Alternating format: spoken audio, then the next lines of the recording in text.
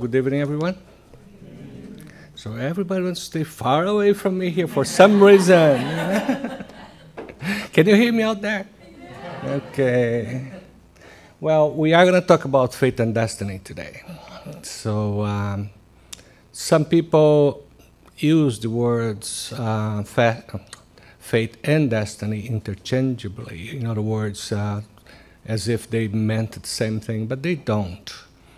And for tonight, you're going to see a difference, and we are going to look into destiny as a result, as an end, as where we are going to, and fate, the things that we're going to stumble on the way.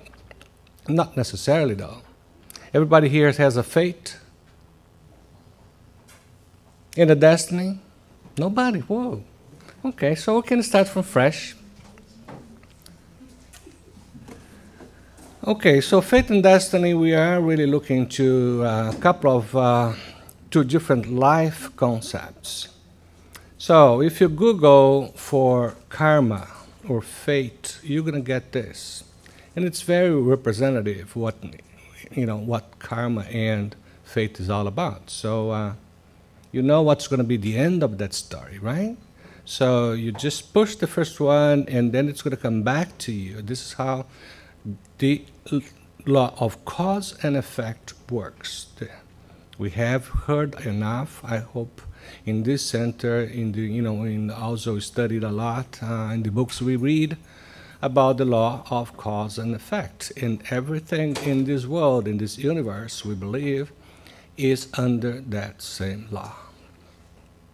Well, but we're going to see that everything is relative, even that concept of fate, because we cause the cause. There's no effect without a cause. That's what we learn, right? Now, we cause the cause, and then we have to bear the effects of those things, those causes that we caused. So there is two levels of, or two ways of looking into fate. One is just in this incarnation, and the other one is looking, from our whole spiritual life. And then what you're going to find is a lot of stuff, most of the stuff we think is fate, is only fate right now in this incarnation. They are a reflection of what we have caused in the past. Now, we going to determine our destiny out of that fate, depending on how we bear the effect of those fate. So we say, depending on how we approach and how we deal with our misfortunes, the things that got in the way for us to accomplish what we need to accomplish, depending on how to handle all that, we are going to determine our destiny in this world and in the next world as well. So you can be happy or unhappy, for example, just so that you understand what I say. And then we created this thing here. How we bear is how we build. Build what? The destiny. So how we bear is how we build. We have been studying here a lot about the need for us as humans, particularly us with the high level of understanding that we have about God and life and the spiritual world and all that, that we need resignation. We need to accept our challenges. They are there for a reason. So you can rebel against it and create a hell for you, or you can live with that in a way that brings you relative happiness. Now, this whole thing here, we're looking from a more eternal point of view, how our lives, the life of our spirits.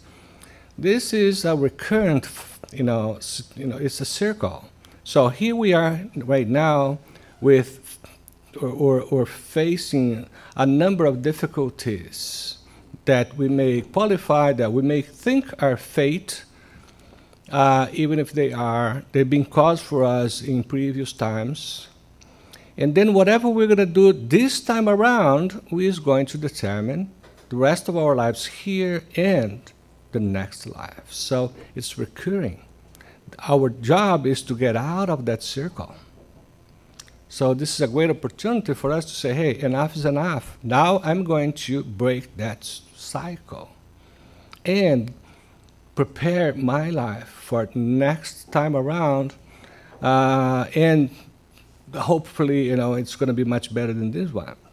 Well, so how we bear is how we build. How we bear. Now, the way we're going to carry our fate. Let's talk about fate for a minute. What kind of a fate we're talking about? Of course, we all are born with a life sentence. We're going to die. Okay, is that good or bad? Good. Okay, can you imagine life without death? Now, would that be good? Yes. Whoa, okay. All right. But, without, if we didn't have to die, if we were not going to die, so things would be kind of a lost. There's no frame around our lives. So, but knowing what we know, that we are here to learn, go back, do some more studies, work harder over there, and come back for a better life. And if we're not going to die, then what? Right? So death is bad. Maybe death is good. So I'll let you think about it. But anyway, depending on how you bear is how you're going to build. So you can look at life and see a very gloom future. And then you're going to say, oh, life is not worth living. Everything is negative here. There's nothing that really works. This is not for me. I don't know what I'm doing here. I shouldn't be here. And then you create this very gloom future. Say, you know what? I'm not going to go through this. I'm hopeless. I'm helpless. I'm unwilling to face this whole thing because it's not worth it. If you think there are no people that think that way, you're wrong. There's a lot of people that think that life is not worth living. And some of them actually get out of here. So it doesn't have to be too gloom. You have all the different colors of, the shades of, those colors. And it could be something very positive. It could be something that you look at and say, wow, it's a great opportunity. It's a wonderful opportunity for me to do the things that I like to do to my spirit. If you are highly spiritualized, you see opportunity everywhere to become better, right? To do the things that are going to bring you happiness. A lot of people are happier than others because they have an opportunity to give. And that's how they live, their happiness, that's their lifeline, doing charity. Okay. So going to the Spirit's book, in question 851, it says, is there fatalism in life? That is, have life events been predetermined for me? And what about this whole thing about free will? Where does that fit? So the spirits will respond things like this. So I broke it down so just for tonight.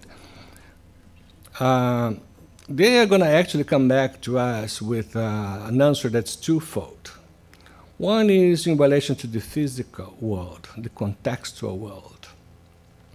And the spirits, like us, we made choices before coming over here. And in doing that, we sort of determined for ourselves the kind of a fate and destiny that we were going to encounter during the 60 to 80 to 100 years that we're going to be here. For example, where in the world I'm going to be living? I'm still up there and thinking about my incarnation. What kind of a financial situation I'm going to be within? Like, am I going to be rich? Am I going to be poor? How poor am I going to be? My body conditions. Am I going to be a beautiful guy? No? Or that's not going to be my forte? Am I going to be man or woman? Am I going to be you know, there's so many, you know, what about the color skin, the skin color, right? Then the social context we're going to be living in. For example, we live in a social context here that's completely different than those that were near the buildings that blew up in China just yesterday, right? So that's a social context. We have Medicaid for people of my age, right? And we have a lot of things in this context here that you don't find everywhere. Now, then there is, in relation, the other side, or the second part of the answer from the spirits had to do with the moral aspects and temptations in this life. And it says the incarnated spirit is in charge through the free will to resist and or give in. So a spirit benefactor can try and help, but cannot interfere. So this is the thing about free will. You know, it does belong to us, and nobody is going to interfere with your decisions. If you're going to go this way or that way, it's up to you. How are you going to see life? How are you going to, kind of a progress you're going to make? How are you going to treat other people? How are you going to get out of the mess? That's all up to us. I was the other day, somebody was talking about Pilatus and that moment when he washed his hand, and then I said, was in that particular moment, was really Pilatus doing that, or he was being pushed by a bad spirit? Now it just came through my mind. So I kept that in my little mind, and then I'm reading this here, and I said, well, you know what? According to our doctrine, okay, they may influence us, they may whisper, but the final decision is ours. We are the only responsible for the decisions we make that will determine our destiny. This is the fate, and depending on how we deal with our situation, our destiny is going to be either A, B, or C. So in this side here, we're going to have self-acceptance as something key. So if you don't accept yourself for what you are, the way you are, who you represent, with all your weaknesses and the strengths, okay, then you are bound to live a life that's going to be difficult.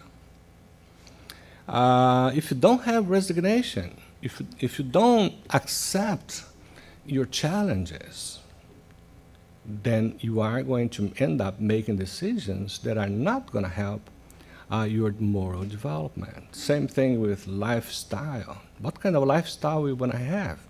We are here tonight, right? But we could be someplace else. We could be downtown Miami doing something. I don't know. I'm not good at that. What about spirituality? Right? Do we want to live a very spiritual life? Do we want to live just the material life? Just the things that's going to bring pleasure to me right now. Normally, pleasure to my body, right? Development. How am I going to develop myself? It's our decision, you know, to study or not to study, to learn or not to learn, to be completely closer to new ideas or not to be. Okay. So, on question 862 of the Spirit's book, it says there are people that never seem to be successful in anything they do. So it's that kind that, you know, in Portuguese we would say azarado, right? And nothing works for him, right? And they seem to be always and constantly being hit by bad luck. Wow, poor guy, you know. He tries hard, nothing works. Well, then the question from Kardec to the Spirit is that something that we can call fatalism? Well, he said, you may, from our perspective here, limited knowledge of the source of all that bad luck. But remember, it's all related to the type of trials that person chose for him for this life as a spirit. So It's, I want you to start kind of embodying this concept of there's nothing here that's happening without a reason or just because I'm a bad luck type guy, kind of a person. So there must have been a mistake. God does not owe us anything. So that is for sure.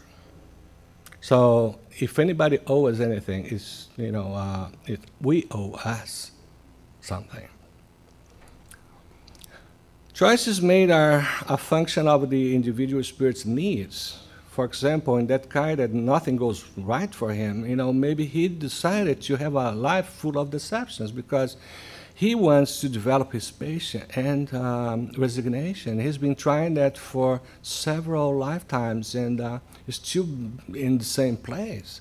So, okay, this time I'm going to really try hard, and I'm going to put myself in such and such situation so that I can learn. It's going to take time. It's going to cost me a lot. But at the end, I am going to live my next incarnation as a person that has a much bigger level of patience and resignation. So, however, faith does not have to be absolute. It can be relative. How come? Okay, sometimes it results from our deviations. Like a fascinated spirit, we may neglect our opportunities. We may develop false realities for us, the ones that fit our ego, right? We may develop irrational beliefs. And then things don't happen. Things don't go the way we planned it. Things are not working.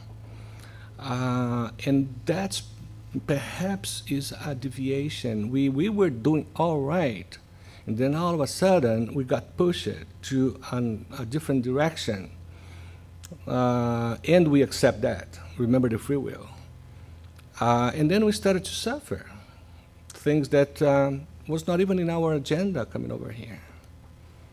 Well, it's not time here, but one of the greatest example of the life after Jesus is Napoleon, right? Who was here on a mission, ended up someplace else.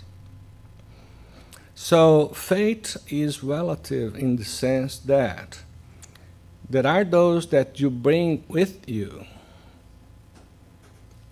And again, we're calling it fate because that's how we understand it, but it comes as a result of something from the past that we did. So the only thing that's really fate and fatality is death. Okay, so for those that don't like death, well, I'm sorry, but it's fatal. There's nothing we can do about it. Nobody said that's going to change. Although they say in some worlds up there, higher worlds, we live 600 years, so something to look forward to, right? Okay. Many suffer from the lack of self-love and excessive ambition, which make them to distance themselves from their souls and deliver themselves to their earthly passions. It's so easy to deviate from our soul purpose and go to our body needs, sensorial needs, like sex, drugs, alcohol, so many. No, we don't need to talk about it. Now, Emmanuel gave us this. When I saw this the first time many years ago, it really stuck with me. I said, wow, this is a very deep concept. I'm not going to forget it ever. So I hope you're going to keep this in your mind as well. When we are looking into yourself as part of this big world here, as part of God's world, and here in this particular moment, living or going through your dilemmas, your challenges, and then that's a good time for us to look into what Emmanuel said. He said, the karmic principles, and let's understand here the whole thing about fate and what we bring as in our agenda for this world and how the world, how life operates. The karmic principles unfold with the hours.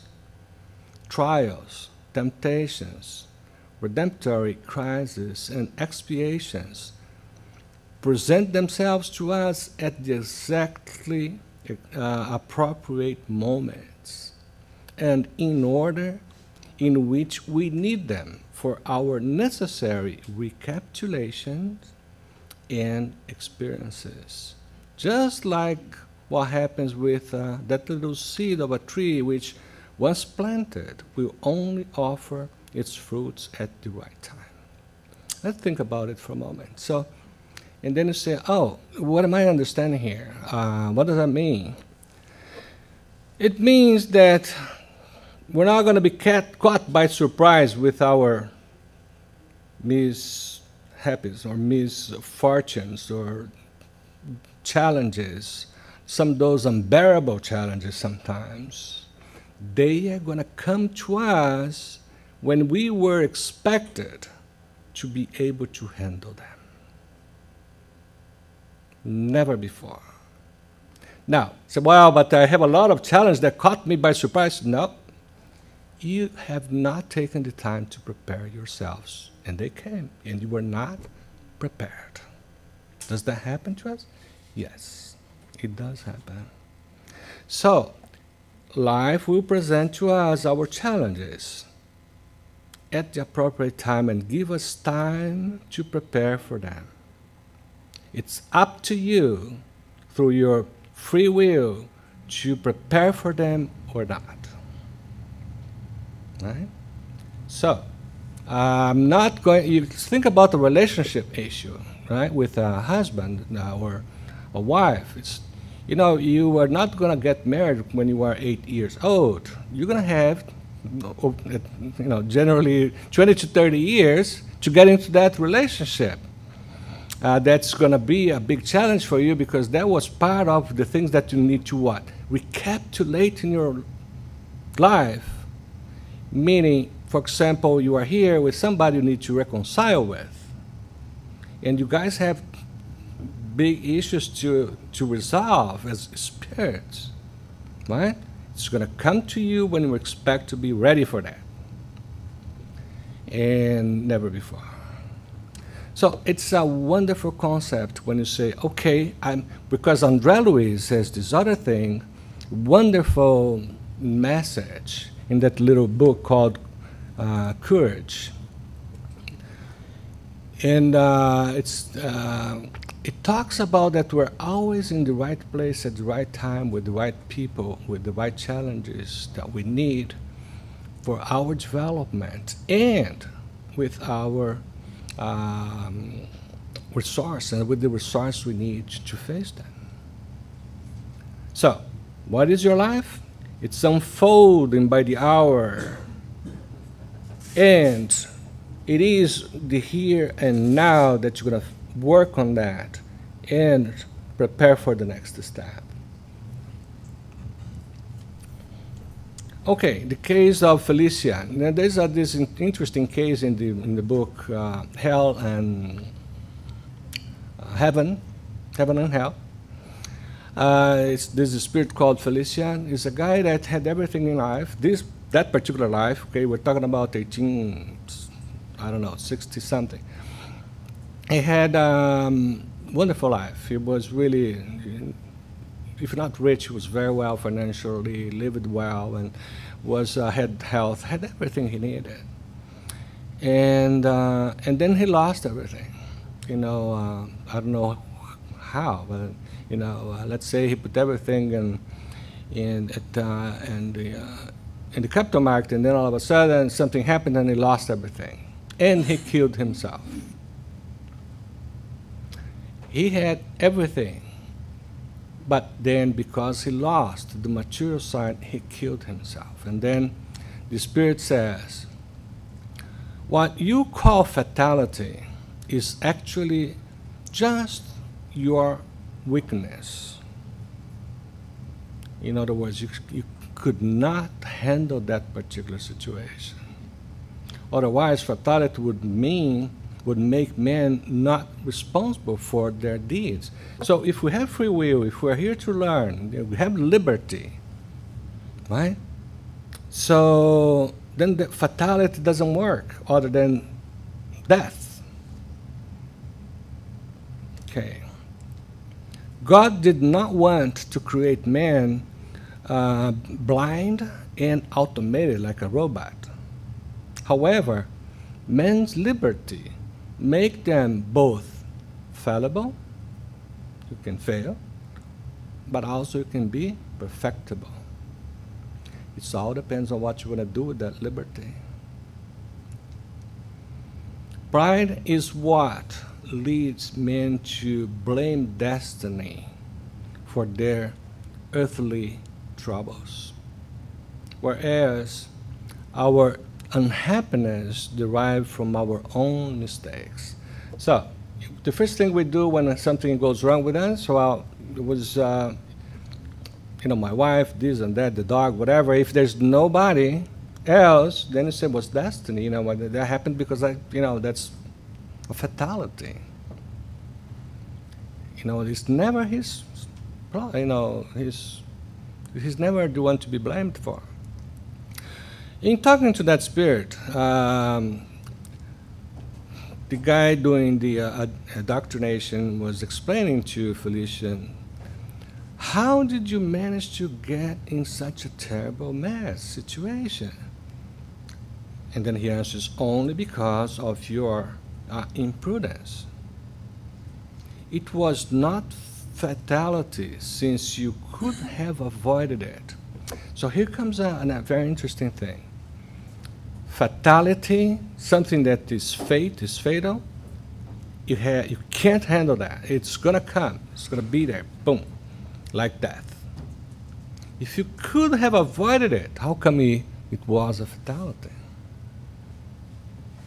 So it's a good time for us, not right now, but in reading that, it's always good to think about, well, what are the things that I have been taken as bad luck that really was not bad luck at all? It was just the consequence of some else that I did before, or because I have not paid enough attention to whatever I had to. Okay. Your trial consisted of a chain, and that's the spirit. The mentor is explaining. Your trial consisted of a chain of circumstances that would tempt you with suicidal ideas, but the decision was yours.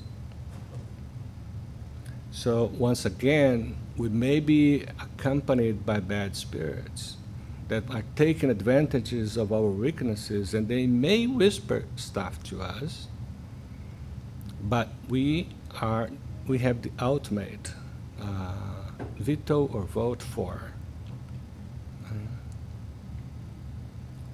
Your trial is will present itself again to you in a future reincarnation where circumstances once again will suggest the idea of suicide to you. This was the issue with this guy. He has been killing himself for 4 or 5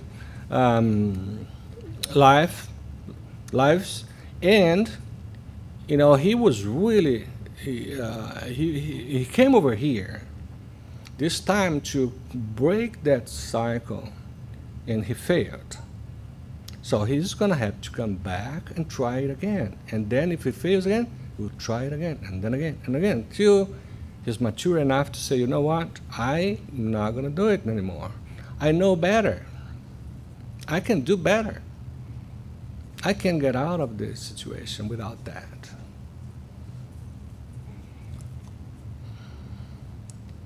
Okay. Now, so far we discussed about concepts. We brought to you what the Spirit's book and this other book, Heaven and Hell, could contribute to our discussion for tonight. And now we're going to look into things that we could perhaps consider going forward for us to break that cycle. Remember how you handle your challenges is going to determine how you're going to build your destiny. Okay. So, this author said, the wisest, most loving, and well-rounded people you have ever met are likely those who have known misery, known defeat, known the heartbreak of losing something or somebody they loved, but they have found their way out of the depths of their own despair. So it's talking about those people that have learned the lessons, have got strength that they need to find a better position for themselves over time. And today you see, well, you know, this guy is so wise, this guy is so this guy is so that. Don't make a mistake. He had gone through all the things that you hate, we hate. It's just ahead of us. We're going to get there too. It's a matter of time. You can let your situations define you or destroy you, or you can let it strengthen you. The choices are yours to make, but the results will come accordingly, according to the decisions you make. So something went real bad, and you're gonna, it's too much for you. You just can't think through that situation in any other way. You just get in a terrible psychological situation, and you get depressed. You get this, you got that, and then all of a sudden that gets to your body, and then you get an ulcer, and then you get this and that and that. So you destroy yourself for something that you asked for. You were not prepared for that particular moment. Caught you without preparation, and you are suffering more than you had to. But if you are prepared for that situation, as you're going to see in the very last slide here, you turn the whole situation to your benefit as a spirit. You know, that guy Felicia, you know, he lost all the money. His life, though, was still there. He was still a good man. He was still a man with, you know, good health and this and that and that and that. But I said, no, you know what? I don't want anymore. Okay, so he destroyed himself by that, what he thought was a fatality. So the spiritual wisdom, number one, pain is part of life and love, and it helps us grow. We don't learn. You know, somebody says something like, calm waters don't make, you know, great captains or something like that, right? So you really don't learn anything that you already know and that you have not experienced yet. That's not a challenge for you. That's totally routine for you. You don't learn that. When it's painful, you're going to have to get creative. You're going to have to get stronger. You're going to have to find patience. You're going to have to find other people that can help you. You have to be humble, so you find the solution for you.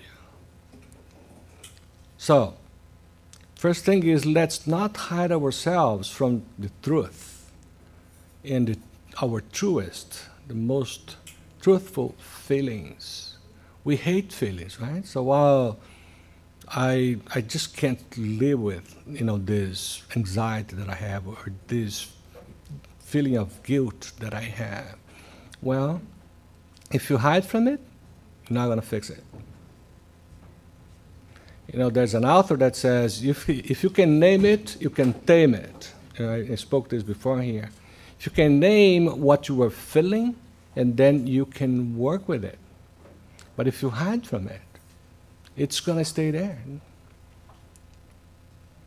Feelings are our reality. It's not anybody else's reality. And sometimes because of insecurity, we let our feelings destroy us. Sometimes because insecurity here is fear, for example, of facing it. How many people in my office, when I confront him with his reality, he disappears. You'll never see that guy again.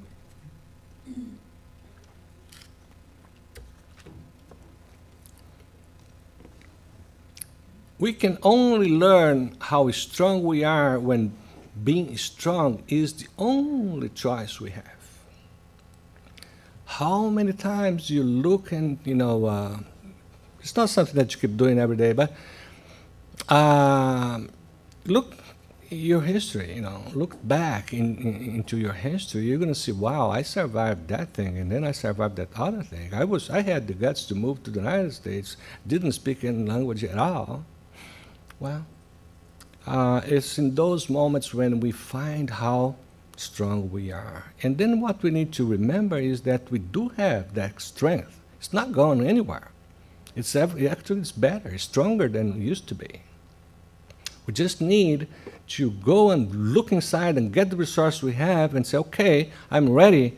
I'm going to face this pain, and I'm going to understand it. I'm going to work with it, and I'm going to turn this around. Mindset is half of the battle. Mindset is how you see things, what you understand, how you make out of something. And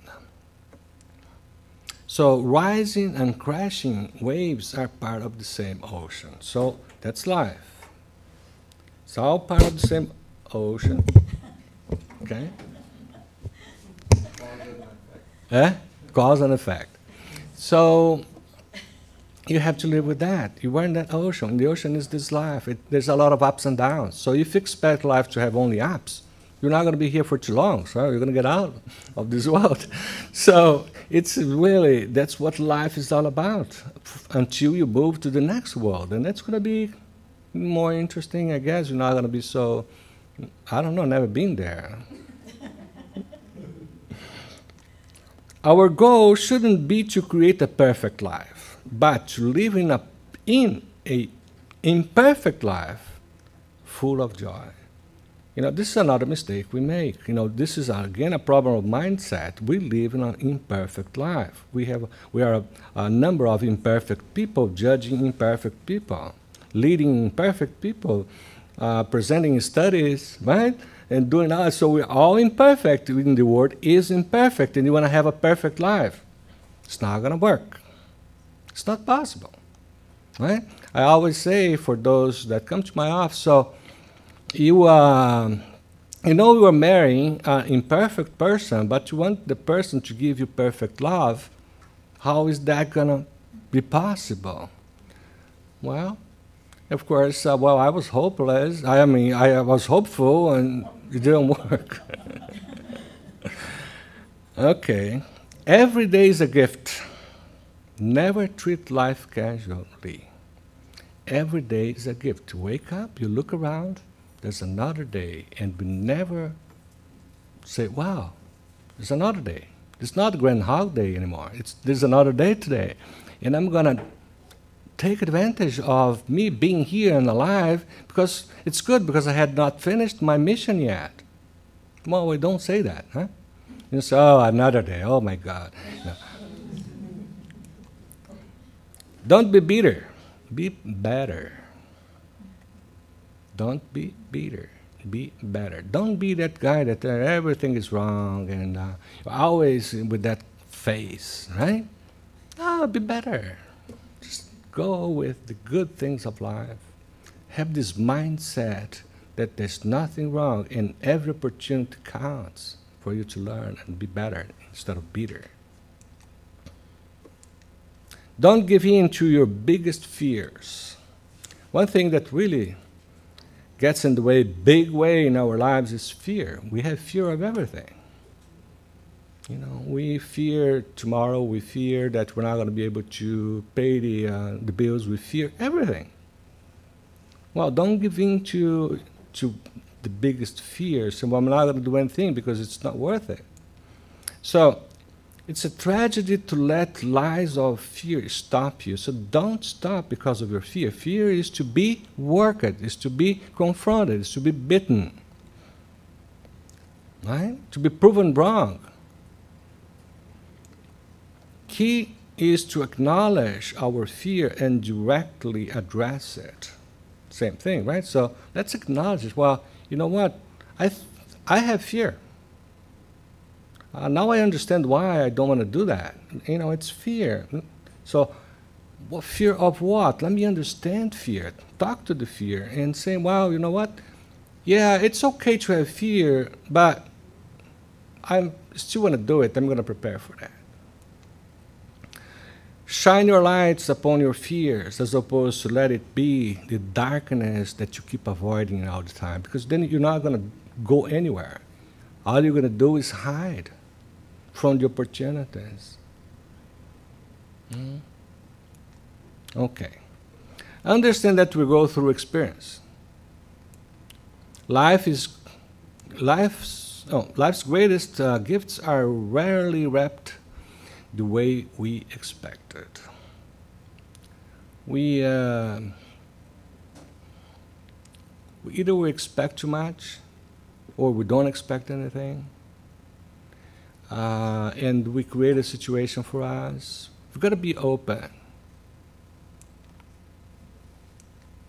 With a positive attitude, we will always be pleasantly surprised. So if you are a person that's very realistic type of a person, you know what you expect, because it's part of a human being to overestimate how bad things can be, and underestimate how good things can be. So, and then we're always in a situation saying, well, you know, I could never expect this would happen to me. Now, if you are prepared for the reality of life, and you are prepared for the tests of life, the things that you need to do in life, and you're going to know that you have the strengths, you have the resources. So experience is what you get when things don't go as planned, and experience builds your strength. So we spoke 5 minutes ago that it's only through experience that we can grow. Calm. Remember when he said, "Calm waters will never make great captains," right? Because you know we don't learn how to survive a thunderstorm, right? Well. When you get one, and then what? You drown. So experience is only possible when things are not what you expect it to be, and then you have to handle that. And then that's how you learn. Turn wounds and worries into wisdom. Get the best lessons you can get from any situation you are living through. What is it telling me? Why, you know, Felicia, you know, that spirit, why did I have to lose everything? Why did that happen to me? So there is a Spiritist psychologist in, well, somewhere in the northeast of Brazil, that he says, okay, so you're suffering for the lack of self-love, right? Yeah. And what is that suffering for? So he puts the person to say, well, what do you mean, what is that for? It's killing me, right? Well, there's a reason for that. What do you think the reason for that is? What do you learn from that? What is it that you needed so badly that life has put you in this little crossroad for you to be able to see, to understand, to think about? 5, we can't change situations we don't take responsibility for. Okay? If we don't take responsibility for your feelings, for your situation, you cannot change it. It's not going to change itself. So happiness depends on your self-reliance. So you can't be happy if you just sit back and wait things to change. That guy to come back, or that lady to come back, or the lottery to come and knock your door. You know, you've got to work. You have to have this self-reliance. Self-reliance is that feeling that makes you certain that you can. And that makes you positive. That gives you courage to face, to go, to work, to do what it takes to make things happen. So take control of your circumstances. Don't let the circumstances take control of you. Because it's so much easier. So, oh, I'm not going to go to work because I'm depressed. So how am I going to work? So I can't work this way. Well, then the circumstances took control of you. It's about being the hero of our lives and not the victim. At the end of the day, we are the sole responsible for our happiness, for our destiny. Yes, we can take advice. Yes, we can work with other people. Yes, we can find people that will support us along the way. But still have the free will. You still have to be the one that's going to do the hard work. The present is all you have to do with. Where we are now is exactly where we need to be to get to where we're going to go to. So let's appreciate where we are at. So you are here right now, not here in the center, but in this point in time in your life, and that's it. So it's where you are, and if you're going to go anywhere, you're going to have, this is the departing point. You cannot move to another circumstance. Well, I prefer to start from another point. No, you are here. There's no other point. And you have to work on, right now, here and now, given whatever the circumstances are. So happiness is a mindset that can only be designed into the present. It's not a point in the future or a moment in the past. So the young people here say, well, you know, I'm very young. One day, you know, life's going to give me everything that I need. I'm going to be very happy. So the young people are saying that, right? So oh, no, I'm still 16. I don't know what I'm going to do in life, but I'm going to get somewhere. And then I'm going to be happy and rich and this and that. Now, the old people like me say, well, you know, life was so much better before. So, and then what you're going to do with that information, right? There's always something to be thankful for. So, how many of you this morning woke up and thanked God for something? You know, the sunshine, you did. All right, like what? Sunshine and the trees? Another one, tree, right? Oh, a bunch of people. How many things you think you thanked God for? Okay, question for you. What if you woke up tomorrow with only the things you were thankful for today? Everything else is gone. The trees, the birds, the ocean, your job. So what will happen tomorrow if you woke up and only the things you were thankful for still around? Let's say your wife or husband or your house, your dog. Thank God for my dog. Okay. And then you wake up tomorrow and the only thing left was your dog. So life is full of potential joy for us. It's full of things. We're not like hanging in the air. We're not hanging in the universe. There's everything around that we need. Be thankful for that. Right? Starting with your life. Right? Okay. At the end of the day, it's not happiness that makes us be thankful. But it's the other way around. Thankfulness is what makes us happy. This is difficult, right? It's not happiness that makes us be thankful. So if I'm not happy, I'm not going to be thankful. It's the other way around. The happiest people are those that are thankful for everything, and then they lavish everything on to their benefit. They know how to use, they know how to leverage everything that God gave us, gave me, gave you. And then you're going to be happy because you're thankful, meaning you are using, the blessings. How many blessings do we have? Great things take time. Instant results are rarely the best results. With patience, you can greatly expand your potential.